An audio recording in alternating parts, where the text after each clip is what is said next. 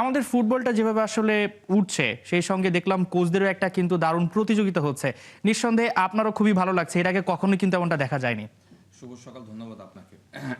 আপনার কোশ্চেনের ভিতরে অ্যান্সারটা রয়েছে, যেটা বলেছেন যে এর আগে আসলে এভাবে আসলে এই প্রসেসে বা এই প্রোগ্রেসে আসলে কখনো কোচ নিয়োগ বাংলাদেশ ফুটবল ফেডারেশন দেয়নি। আমরা যতদিন খেলেছি তখনও কিন্তু আসলে দেখেছি যে কোচ চলে আসছে, বাট এরকমের আপনার টেন্ডার দিয়ে বা অ্যানাউন্স করে কিন্তু কখনো কোচ নিয়োগ দেওয়া হয়নি প্রথম। এবং প্রথমবারে আমার কাছে মনে হয় যে বাংলাদেশ ফুটবল ফেডারেশন আসলে বাজিমাত করে ফেলেছে। বাজিমাত এই কারণে, কারণ আপনি যেটা আপনাদের রিপোর্টে দেখছি যে 300-র উপরে আসলে সিভি জমা হয়েছে, এবং নট অনলি সিভি, এখন অনেক হাই প্রোফাইল যাদের আসলে এক্সপিরিয়েন্স যদি দেখেন, জাতীয় দল, ক্লাব ফুটবলে খুব হাই প্রোফাইল কোচরা কিন্তু এখানে সিভি জমা দিয়েছে। তো সেইখান থেকে আমি বলবো যে এটা অনেক অনেক পজিটিভ একটা দিক। এই কারণ বাংলাদেশ, আমরা তো আসলে ওয়ার্ল্ড কাপও খেলি না বা এশিয়া কাপও খেলি না, আমরা জাস্ট মাত্র একটা ডেভেলপমেন্ট ফুটবল কান্ট্রি।